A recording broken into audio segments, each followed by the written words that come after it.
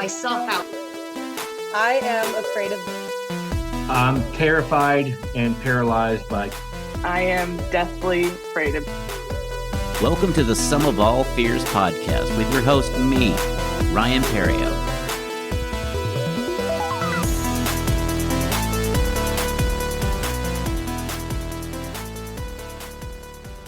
Hello and welcome to the Sum of All Fears podcast. I'm your host, Ryan Perrio. This week, my guest is podcaster Jesse Villareal from the Etcetera podcast. I met Jesse back in October when he came to one of my shows at the Hyenas in Dallas. We agreed to do, trade interviews. So this is his interview on my show. The following day, I recorded on his, and it is yet to be released, but it should be released soon. So we had a great conversation at the Trove for his podcast. For my podcast, we did a Zoom. Well, he was out at a bar. So in this conversation, we talked about his podcast. And then we get into his fear of like demonic and spiritual hauntings and unexplained phenomena. It's a really good conversation, so let's get into that interview right now with Jesse Villareal.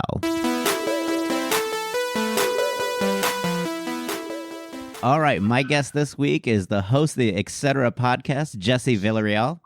Jesse, how are you doing today? I'm doing good, man. I'm doing good. Great.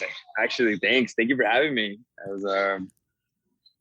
was like super short notice, you know? It's just like, I met you and it's like, hey, you want to come on? I was like, all right, yeah. Let's schedule this. Yeah, I'm doing your podcast tomorrow, so we'll basically doing a tit for tat just to kind of experience the other one's, I guess, show. So tell me a little bit about how Etcetera came to be. Like, what inspired you to do the podcast? Dude, it was honestly like out of boredom.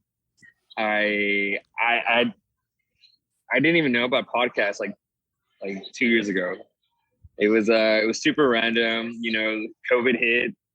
You know, we're in quarantine, we're on lockdown, and once Texas opened up again, I mean, we're at 50% capacity, something like that. Yeah. But I was slowly still going out, not as much. But I was like, you know, I really should. I should make an effort to really not go out, right? Mm-hmm. And I told my buddy Eddie, who he was like my co-host when we started the podcast. Like, I came to him with the idea. I was like, dude, we should just like do something, just like, you know, it'll give us a reason to not go out, and we can just like hang out, right? And just drink and talk about random bullshit. And are we allowed to cuss? I'm so sorry. That's okay. You're totally fine. Yes. Yeah, it's totally okay. Yeah. So I mean, it just came from that. It came from boredom. I was like, dude, I've seen these. It comes up on my Instagram and on my Facebook, like these like people having conversations on social media, like the little clips. And I was like, that looks really cool. I kind of know a little bit about audio engineering, not so much on the video, but I just got on YouTube and kind of learning as I go. But yeah, I started in February of this year, and it's been fun. It's been really fun. Well, that's awesome. I kind of did the same thing. Like I didn't want to do a comedy one because I felt like it's such a huge thing to try to do, is to try to conquer comedy podcasts when there's so many comedy podcasts like Joe Rogan, Mark Maron, Tim Dillon, there's just Tony Hinchcliffe. There's just a murderer's row of comedy podcasts that get so much viewership that just kind of push you down so far. Yeah. And so I decided to do something non-comedy, and so I hunted for like a year, like just kind of researching like what interests me besides comedy. And one of my favorite conversations was finding out something unique that people are afraid of, and it was like, that's a fun conversation. And I was like, that way I don't have to just interview comics. It's not just interviewing comics about maybe what their process is or anything like that, or it's something everybody can participate in, whether it's somebody that works at a grocery store or something like that. If it's more about the fear than it is the guest, even though, yeah, sure would. I'd love to talk to Steve Martin or somebody huge to, Right. But the center stage is just the uniqueness of what they're afraid of and how they deal with it. Okay. So what else do you have? Like, so you do this out of a bar out in Bishop Arts. Yeah. Well, so like I started in February with my buddy Eddie. Mm-hmm. It was just me and him. We wouldn't bring anyone on, and we would just have random conversations. It was mostly like within the genre of comedy, Mm-hmm. but after a few months, I think we did about 15 episodes, I believe, and then he was like, some life started happening for him. It started getting a little tough, and he just couldn't do it. He was just like, "Hey man, like it's not fair for you. It's not fair for the podcast. I kind of need to step out. Just you take over. You do you do whatever you want." And I was like, "All right." So then it took me about 2 months, 2-3 months, just to kind of figure out like what was I going to do, like what direction did I want to take it, and I was like, I should probably just bring on cool people to talk to, right? Mm-hmm. I just want to get a good conversation. Yeah. But I didn't want to focus with mostly comedians, because I love comedy. But I mix it with everything. So like drag queens, master brewers, authors, just people that live off of some sort of passion or like a craft that they do, and they happen to be here in Dallas. Those are the people I want to record and talk to. That's awesome.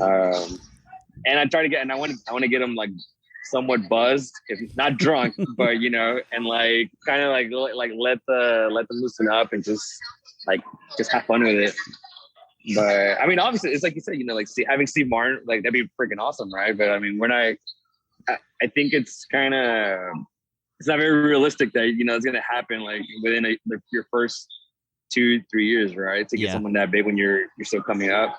But I think it's really cool just to have a fun conversation with people and like kind of giving others, if I can build a platform where like I can have them, talk about themselves and their struggles and like what it's really like doing comedy or being a drag queen. Mm-hmm. It makes it very relatable to people. So I think that's what's it's really fun about it. I don't know if I asked you your question. That's you definitely answered it. Like that's a great answer. How many episodes are you into now? I think I'm at 18 or 19. So I release one every week. Okay. I record either once or twice a week, but I release one every either Tuesday or Wednesday. I'll release it. That's good. I do mine Monday, so basically Sunday evening is a mad dash because Apple Podcast has no rhyme or reason of when they take your podcast.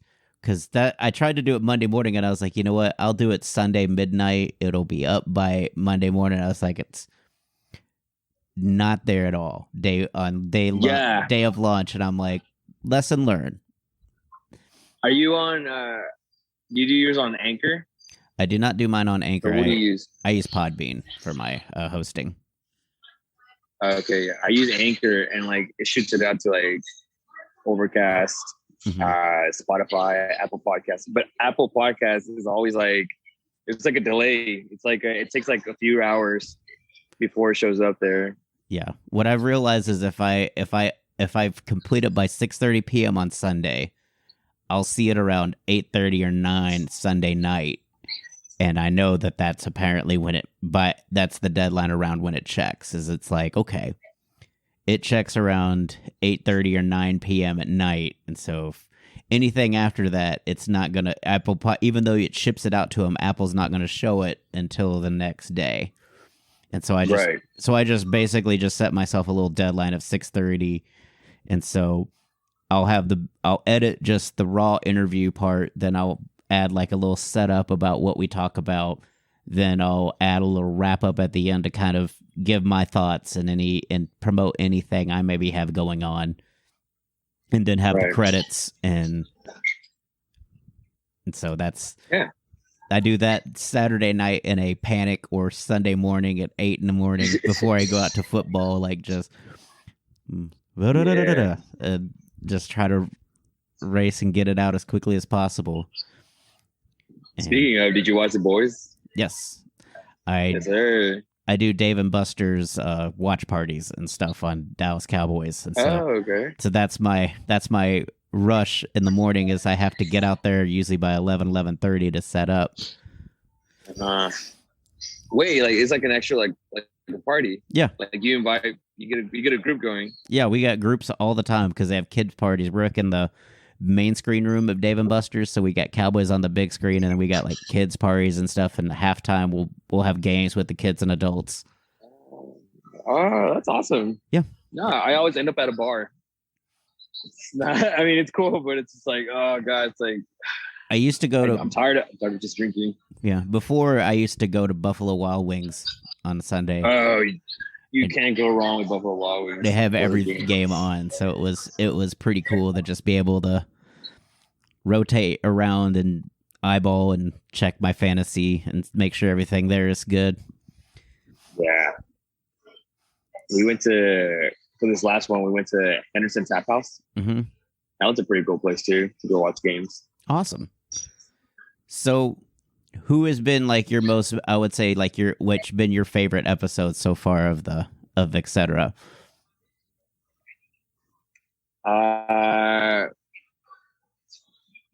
Of like with the guests now that I have people on. Okay. They're all I like them all, to be honest. Yeah, I do too. I just like sometimes like I realize there are certain guests where you get off, you're like, wow, that was like, whoa, where it's, you're excited about every guest, but there are some guests where you just click immediately. Like it's almost like. Yeah, I had that with Arun. Okay. When Arun recorded on the show, I was like, dude, like you're like he's so easygoing, he's so funny, and I hadn't felt that since like my with my buddy Eddie when I was recording with him. I was like, dude, like he was really cool. I enjoyed it. Sorry, I was gonna say I haven't had Arun on yet. that's a future episode. No, he's funny. He's funny. He's really funny. And I met him recently, like early August. I saw him. I went to the Addison Improv. Mm-hmm. And he was there. He performed. And then as soon as the show was over, and I was like, bro, like you got to come on my show. And yeah, it took about a little over a month, but then yeah. And he's probably, I think he's the funniest one that I've had so far. So there's you set the bar pretty high for you, Ryan. Noted. I will make note of that. Well, that's awesome. Like, since this podcast is about fears, you have kind of an interesting fear. Go ahead and it's a legit thing. This isn't like, I feel like almost everyone has this exact same fear. Like it's not just me. Mm-hmm. And here's another. All right, it's like any sort of like demonic activity. Okay. Right. So paranormal, all that shit. Like yeah, dude, like I'm a big pansy. Like I will bitch out. Okay. If I see something move like out of nowhere and there's no wind or breeze and like it just moves, like I'm out. That's it. Huh. So has that happened before? Have you been like involved with what you feel is paranormal activity and it's like just not really to like a paranormal activity, but just like we have random stuff like that, it's like why did the freaking like who threw that book, out of nowhere? Why did that book just slam into the wall? Like okay. It's just like all right. It's like all right. So if Jesus is testing me, So if you hear a noise in your house, do you have to immediately investigate, or are you just too afraid to even try to find the source? Hell no, get out. Nope, that's not my problem. Okay. It's like nope. If it's I'll figure it out in the morning. Dude, if it's at night, it's like no, I'm out. All right, just cover myself up, cover my face, and I'm just like it's not real. Go to sleep. Just like go to sleep, Jesse. Go to sleep, Jesse. Go to sleep, Jesse. And then like that's the only time. It's just like I'll be like a good like somewhat Christian. You know, it's always when it's when your advantage. You know, when you need something, right? It's just like, oh God, please, God, if you're really there, like this, if you're legit, man. Like just like whatever's out there, make it go away, please. But yeah, no, I'm a bitch, dude. I can't do it. I can't. Everybody prays when they want something. Like no one prays when it's like, hey, just wanted to say what's up. All right, talk at you later. Yeah, no, mine's always like when I'm terrified, and it usually happens. You know, when I just happen to watch a scary movie, like, you know, it's like it's in my head now. So like with all these Conjuring movies. Okay. Dude, when I saw the first one, it was just like I couldn't sleep alone. Like it was like I have to like go find someone, you know, preferably a pretty lady, but you know. But yeah, dude, it's not healthy. I don't think it's normal for people to be like watching those sort of stuff. Well, in my opinion. Well, I think a lot of people that watch it are. Well, my first guest is one of my best friends, and he loves like scary stuff. He dives into it.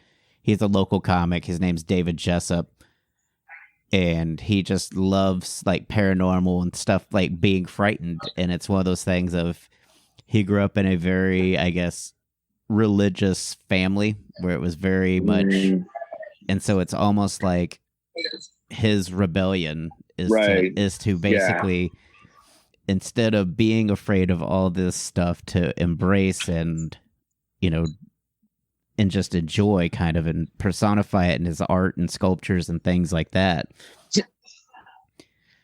And it's just a really interesting thing to worry about. Like it's just because it's unexplainable and you can't concretely say yes or no either way because no one has ever, been able to figure out if there is another plane of existence beyond the one we're in currently. Right. And, I'm not much of a believer, to be honest. It's just like, but whenever just because I cannot prove it, it's like, and I don't even want to go find out, it's like, I'd rather live with like ignoring it, right? So like I said, it's like I'm not gonna go investigate what happened, right? And I did grow up very religious as well. My my grandmother, she is a Jehovah's Witness. Mm-hmm. And dude, like they put fear of like it's the end of the world. We have to get prepared, we have to get ready. Be prepared for whenever the time comes. So like growing up, hearing that, it's just like, oh my God, like we're all gonna die. Like it's I didn't take it in a very, I guess, healthy way manners. Mm-hmm. So I always did live. I kind of like growing up. I would be afraid of the end times, right? Because of like Satan's he's gonna take over, which I don't know, he probably is already, but it was very traumatic. It was a huge trauma for me growing up. Mm-hmm. But it's kind of weird because it's kind of like your friend. Like I do kind of like putting myself in that vulnerable position where go watching a movie and then when I get home it's dark, there's no one there. It's like, oh shit, dude! You start getting the goosebumps, and you just run to your room, put two blankets over you, and just all right, go to bed. So how do you get I guess tempted into watching the scary movie if this is the result? I want to hear what the hype's all about. Okay. it's like what's the last one that came out? It was a Conjuring. It came out on HBO. Yeah. Did you watch it? I have not. I usually don't watch a lot of the horror stuff. Like the last, I think, horror movie I watched was It Chapter 1. And that was really. Oh God. Yeah. I don't even think that was scary, but I did see that. But no, this other one was it's Conjuring. This last one that I saw was just dude, this is the details. Mm-hmm. That's they get to you. There was this thing where it had to do more with witches. That's what the movie was about. There was a curse. There wasn't really the house was haunted. It was just like a witch put a curse at this house. And then when she would put like this, I don't know what the hell it was. I'm sure there's a word for it, but it's like almost like a little vessel where she like placed it underneath like the room where the kid was going to be cursed. And it was just like a bunch of bones and it had like a big claw in the middle. It was fucking creepy as fuck, you know? And it's just like, oh my. And yeah, and then that's how the movie starts off. There's a kid is cursed, and then I think like the big brother starts talking to the demon or whatever that was in that curse that was taking over the child, and he says like, use me, like come into my body instead, and just transfers over. I was just like, oh shit. But yeah, don't watch that movie. It's not. It's not healthy. Why don't you just watch it in the morning? Just watch it like at 8:30 in the morning, so that you don't have to worry about going to bed for like you have time to do something else to distract you. Oh, it's because I'm an idiot. And no, it's like if I'm gonna do something, I'm gonna do it the right way. You know? Okay, fair enough. I like how you even though you're afraid of it, you're still willing to be lured in. Right. So it's like my buddy. I have a buddy who's like, one time when we were like 21 years old, he was like, hey dude, let's go to this haunted. Are you from Mesquite? By the way, sorry. I am not technically from Mesquite, but I lived in HEB, then in Irving.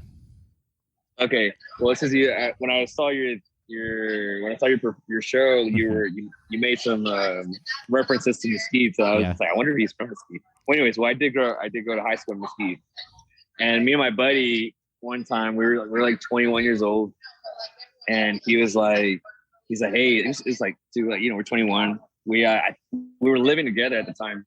We were renting this house, and I think it was like around midnight.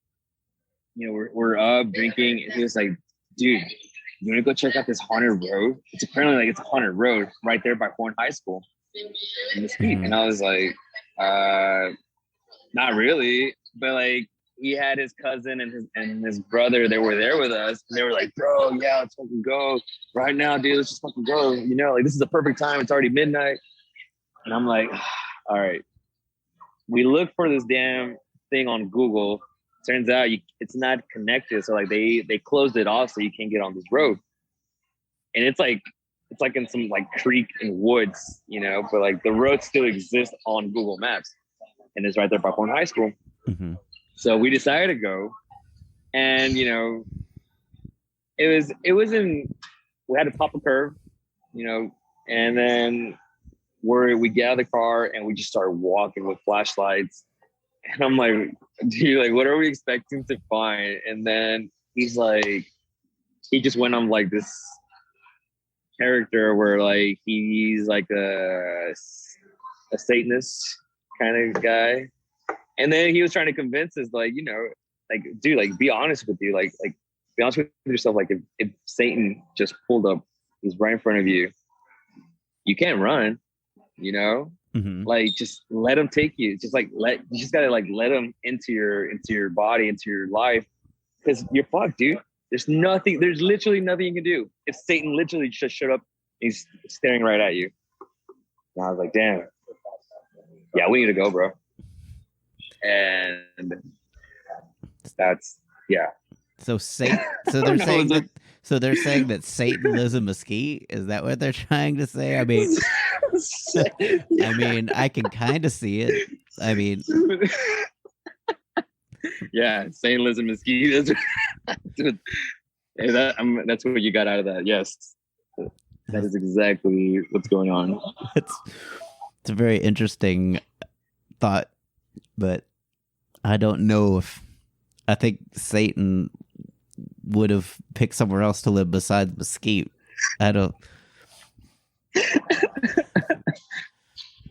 You're probably right. I think Satan's got it pretty sweet in hell, considering Mesquite. But Mesquite, it's so true. Nah, Mesquite's beautiful, man. Come on now. Yeah. Sure. All the fine girls live in Mesquite. They come out from Mesquite. Yeah. That's I'm kidding. No, get out of Mesquite. so you actually went out and did like actually some like checking out some haunted stuff. And so, Right. Pretty much. did anything happen? Anything weird happen on that paranormal wise, or just? Nah, there was just a bunch of there was like an old like doll. That's about it. But I mean, that's the usual, what you would expect. Interesting. Some kid lost his toy or something. I don't know. So, have you gone to like actual haunted locations besides Mesquite? Like, have you gone to like a real like haunted tours or anything? No. I've actually never even been to like the like cutting edge or like any haunted houses. Mhm. I've never. It isn't really. I don't know. Like I don't think it's fun. Yeah. Because it's like I know like it's pretend, like we're acting, like you're in character, and it's not real, right? Mm-hmm. Right, Ryan? Yeah. I mean, it's just. I'm talking like the authentically haunted, like people like say, this hotel, like 58 people were murdered here, and they just kind of walk you through like a real like location, like in New Orleans they have like haunted. Do they have one in Dallas? Don't know if they have an authentically haunted one in Dallas. There's one there there's one here in Texas. It's a hotel, right? Like Roosevelt stay there. I'm trying to think. Maybe there is. I don't know the name of. There is one. No, there is one. It's a super old hotel. It's still in business. I believe it's still in business. I know there's an old hotel down in like Oaklawn area, like off of Oaklawn, the Melrose. And that one's. Oh, the Melrose. I know the Melrose. I'm trying to think if there's any the other Warwick. ones. Yeah, I'm trying to think of what the other old ones are. We'll have to look it up for the show notes and see if there is any. Do you go? I don't. I've thought about going to like one or two, like to certain haunted locations to see if there's any validity to it, and I just haven't gotten out because I do so much work and I don't take time off, and so I just basically just end up doing stand up on the weekends instead, and wherever I can versus. Going traveling or something like that. But might be interesting. Like I've interviewed some people that do Wiccan and do haunted, actual like haunting, ghost hunting kind of things. I'd love to speak to a person who's actually like a Satanist. Okay, maybe the leader. I'm like, I just want to like kind of like pick his brain a little bit. Just like. There might be like the sweetest people, you never know. I mean, I think everybody is inherently, they're not trying to, they just are advocates for the other side. I don't think they're just, awful, people. Right. Yes, it's like I want to test it out though, It's like, all right. It's like let's talk about this, You're in a room, this happens. Explain to me. Yeah. He's like, if he tells me, he's like, oh, Satan. Yeah, it's Satan. Is it? I wonder if it's the same thing like how Jehovah's Witnesses try to push, Jehovah. Is it the same way with Satanists? Yeah. Oh, Satan's the father. Yeah, dude, you gotta get that. I don't think so. I just think that it's just people that probably feel that the church is oppressive and consciously, goes out and tries to recruit more for their own gain, and they're kind of the people that, just want to also say there's this other religion out there, guys, those kind of people that just basically want to say, well, if that's real, well, then we're going to believe in this, and this is the other side of that coin. Instead of just, being the atheist and saying it's not real, we believe religion's real, but we're rooting for the other person who I think who maybe has a sob story of maybe Lucifer, they're saying that maybe that God is evil and that, Satan was the one that was trying to show that. Right. And then he gets thrown out. And so now he's on a forever crusade to clear his name. You never know. It would be an interesting conversation. I mean, that's definitely something you could probably find somebody and just have that discussion. And you think it's on their LinkedIn? Yeah, just maybe preface the the conversation with your listeners. Say, hey, this is for people. If you're a devout Christian, maybe you skip this episode because it's going to push boundaries of what you believe in, and it's not condoning or saying that this guy's religion is right versus anybody else's, but you definitely deserve to hear both sides of the story. Right. Nah, man, what the hell? If anything, it's like, nah, y'all need to listen to this one right here. Yeah. Pay close attention, because this is what we're trying to tell you. This is the real thing. If you're a Christian, follow, like, comment. Yeah. I just think everybody's religion has merit. I just don't think there's one true religion. There's one right or a wrong answer.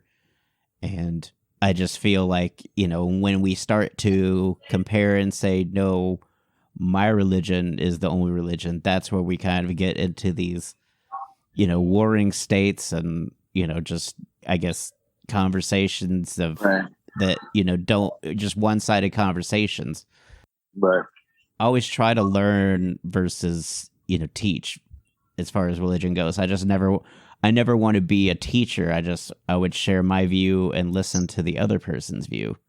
I just think that's so fascinating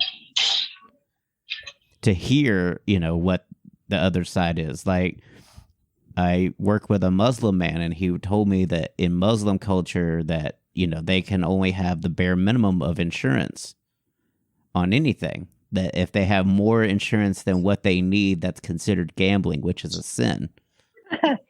Nice. And it's just fascinating. It's like, no, that's such a, I guess, devout way of looking at it, that your God will always provide. And so you should never waste what he's given you on things like gambling and things like that. So they don't, a lot of them, devout Muslims, don't gamble or have any kind of, I guess, insurance per se that's above the norm. It was just fascinating to hear like the little differences and little things that you don't really hear about from other people, like the people that actually live that religion. And it's just fascinating to hear various cultures and kind of learn. I have so many questions now. So, like, do they not have like life insurances to cover like their debts, or like no, just enough to bury me? Yeah, that's very much. It's just the bare minimum what they need. They may not even have life insurance, because I don't know if that's by law required to have. Like for car insurance, like it's liability only if they own the vehicle. If they don't own the vehicle, then it's the minimum full coverage that you can possibly purchase. But no life insurance. Well, because that would be considered gambling. Well, yeah. I don't know. I mean, yeah, too sure. So, conjuring is one thing that messes with you. Going out to Mesquite is another. Yes. What other like demonic stuff does, like, I guess, kind of ooks you? So, growing up and when I would go to Mexico, mm-hmm. You about to get a typical Mexican, story of like out in the pueblos and not the cucuy, witches. Mm-hmm. Witches are like a real thing and like if you go out to like the kind of like that, La Llorona. Right? But not necessarily her, but like but just random shit like that. And they have hang on, there's this man right here just staring at me. So sorry. It's okay. So yeah, I didn't realize you were that famous. Yeah, I know. So I'd go to when I'd go to Mexico, right, as a kid, and we're from Monterrey, which is like a city. It's like Dallas, mm-hmm. right? It's a big city, but like once you go out, like like maybe like an hour or two of Monterrey, like out, and it's like you'll find like these little like the magical towns, right? The pueblos mágicos, which is they're just like magical villages or towns, whatever. And within those like villages, you know, they have like their conspiracies or like, you know, like stories of like, you know, witches. Yeah. Not all of them, but some of them. So we grew up with that. And I remember one time that it was late, you know, we're very young, and my aunt was explaining to me, you know, about the witches there. And I'm like, it's bullshit. And no goddamn witches with her. And she's like, no, it's very real. And she was telling me that my little cousin, I was probably like 12 at the time. And I had a little cousin that was there, and she was maybe like 6. She was 6 at the time. And my aunt was explaining to me that my little cousin has like this thing where like, it almost seemed very similar to like, did you ever watch those movies, the Insidious movies? No. But no. Okay. So like there's this, so like what they describe in that movie, it's kind of similar to what like my aunt was telling me, like when I was younger, right? And so pretty much like my little cousin, she had like, she would like her soul would like leave her body, apparently, right? And whenever her soul leaves, you know, she's like, it's traveling, right? Her soul's traveling around the world, and then they happen to like, they supposedly know random stuff, right? Things that we cannot answer, you know, to ourselves. Like, you know, these people that can do that, they can speak to spirits, whatever. So then I was just, that's not true. Like, no, like, man, this is bullshit, right? And funny enough, like as we're talking, it's like 1, 2 a.m. She's just like she was asleep. Like there was like they had like little tents outside. We were camping, and she had been asleep for like hours. And as we're talking, whatever, she just like stands up. She just stands up, and then but she's just like, her eyes are closed, and she's just like, you know, standing there. I'm like, all right. I was like, what is what's going on, right? And then like my aunt's just like, hang on, we gotta put her down. We gotta like help her get down. And then I'm like, what the hell? No, what's going on? You know? And then it turns out like, yeah. So she also sleepwalks. The little girl, she sleepwalks, but apparently when she's going through that, or like when she's like, it almost seems like something like she's having like a concussion. But like apparently like the people that have come and talked, that come to help them, it's, you know, she has this ability of like her soul extracts and travels around the world, and she does like these. She knows, apparently she's made some very weird comments about random stuff that happen to like the people that live around in their neighborhoods. You know, like knowing very personal information about them. You know, and I'm like, okay, that's cool, but I think that's the only thing. That's I don't think it's real, but I don't know.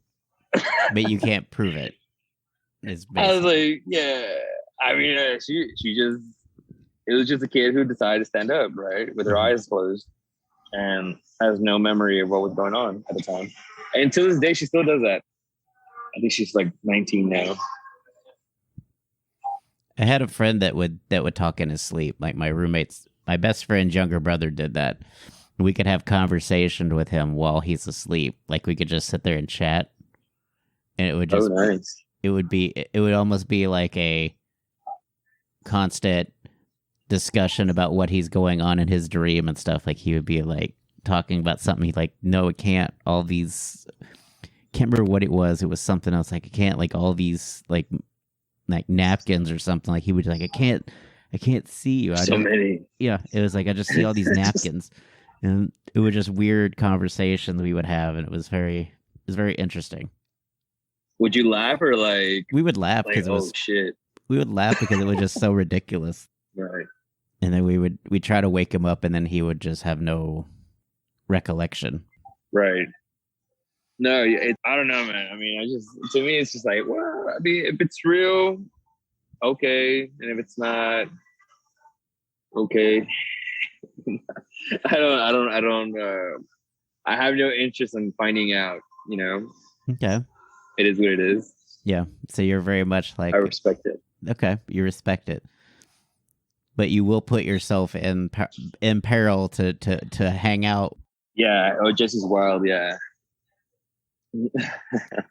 But that's awesome. Like, Yeah. I mean, it's not a fear that like the other guy that I talked to about haunted, like authentically haunted places. Like, nope, no, thank you. I'll pass. I'm not going.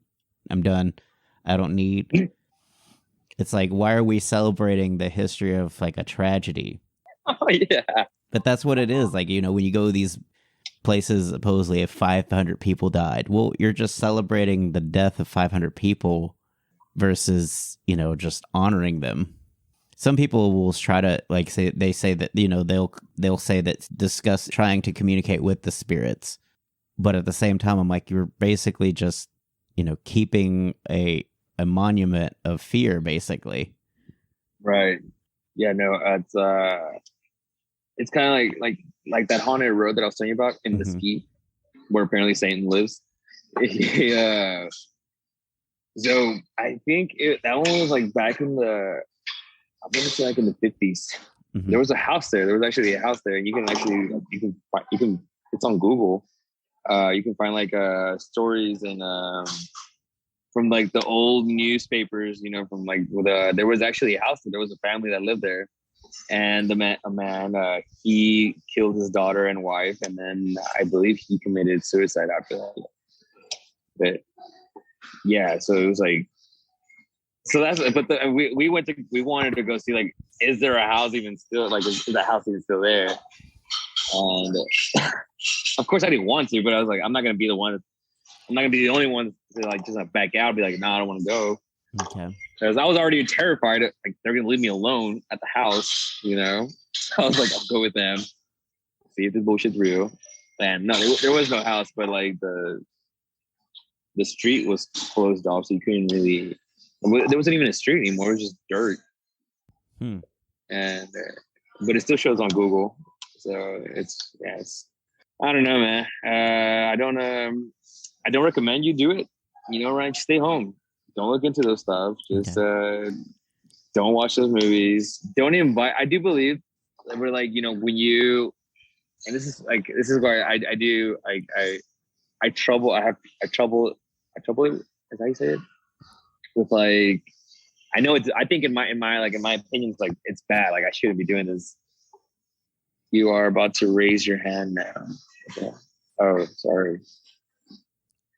Something came up right here on my iPad. That's fine. But I do believe that what you see, like if you're putting yourself in there, like or just watching, things that maybe you shouldn't be watching, like you're inviting it into your life. Okay. And it could be, and not just with that, but like also like just like hanging out with good people and bad people, bad vibes. The more you see it and you consume it, you're gonna have that. You're gonna be carrying that with you. Okay. Well, that's awesome. Deep. So I thank you for doing this, Jesse. Where can people find you on social media if they want to check out the Etcetera podcast or your social media? Oh yeah, man. So on Instagram, my username is Jesse. That's Jesse Villareal. V as in Victor, ILLARREAL official. Okay. And on there you can like see the, what do you call it? You get the links for like Spotify and Apple, YouTube. You got a link tree?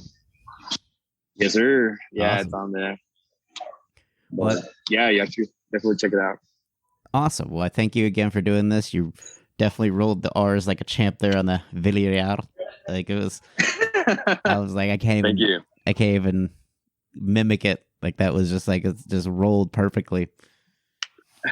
Thank you, Ryan. Mm-hmm.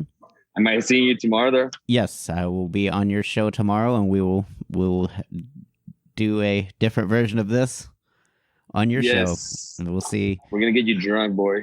Okay. Well, Hey, while I have you here, sorry. Mhm. What do you drink? What is your drink of choice?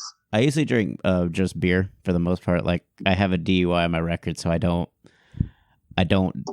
drink too heavily on stuff. Like sometimes I'll take shots and stuff, like a well whiskey and things like that. But I try Okay, to I pace myself fairly well. okay, all right. So beer. Yep. Got it. I will be there for you. All right. Well, thank you again, Jesse. All right, Ryan. Thank you. Thanks for having me. So that was Jesse. That was a fun conversation. It's very interesting that sometimes when people are exposed with a threat, that some people will just wait till morning to try and figure it out, that they don't go to investigate, while others are terrified and must investigate and must know the answer right away. I find that fascinating. It's a very good conversation. Make sure you check out Jesse Villareal at It's Jesse Villareal on Instagram, and Jesse Real Official on Facebook and all other social media. I'll have his links in the show notes to follow him. Also, got more guests coming up. Holidays are coming fast. I have been busy. I think I may have done my last gig of 2021 tonight at the Waco, Texas, at the Brazos Theater. It was a really nice show. We had a lot of fun out at the Brazos Theater. It was a little bit of a drive, about an hour to hour and a half, and then hour and a half back. But we had a good show, and thanks to Paul Smith for that show. It was a great time. I did a show last night at Backdoor, which also did pretty well. So hopefully, we'll keep coming out with more shows in the coming years. I'm fairly booked through January. February is still up in the year, but hopefully we'll get some dates for that as well. As far as the show, I will probably start asking guests here in the next week or two to start lining up those interviews for 2022. Can't believe we're at 69 episodes. This has been a great year. I'm excited. Christmas is here. I'll be visiting my family. Maybe I'll do an interview or two while I'm down there. Maybe not. I appreciate all of you guys for your listens and your reviews on whatever podcast platform you listen to. There's so many these days. Other than that, not much going on. I'm just doing a little Christmas shopping, as well as just kind of trying to get my health in order. My blood pressure seems to be really high in recent weeks, and so I've been trying to find a way to try to fix that as well. Other than that, everything's getting a little chilly. I'm hoping it doesn't get super chilly, but when it does, I will bring a lot of plants indoors, which will be an adventure. But we got to do what we got to do. Make sure you follow the show on all social media platforms. I'm going to start trying to post more. I'll even start making TikToks at some point. Thanks again for listening to the Sum of All Fears podcast. Have a great week. And now some thank yous for the folks that make this show possible. Thanks to Barry Whitewater for my art and graphics. You can follow him on Instagram at bwhiteh2o. Get it? H2O like water. You can also follow him on Facebook, Music.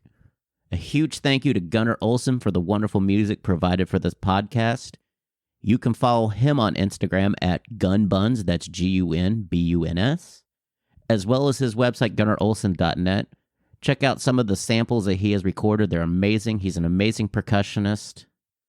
If you want to follow the show, we've got a Facebook group, Sum of All Fears. Instagram, Twitter, you can find us at Some Fear Fans. If you have some feedback for the show, email me at somefearfans, SOMEFEARFANS @gmail.com. I'll be happy to take those into consideration. Also, if you'd like to be a guest, email me at somefearfans@gmail.com. We can try to iron out some details and get that settled in. Give us some feedback if on Apple, Google, Spotify, or wherever you listen to podcasts. Leave a review. It makes the show bigger, and it's not going anywhere. I'm going to record as many shows as I possibly can. If you want to follow me on social media, I am at Ryan Perio. It's RyanPerio on all social media platforms. You can follow me there. And you can check me out at ryanperio.com, my website. I'll try to list upcoming shows there as well. It's been kind of spotty because as soon as I set it up, that's when the pandemic happened. And everything's kind of just in a holding pattern. Thanks again for listening to the Sum of All Fears podcast. Next week, we'll have another guest with another fear. Thanks for listening.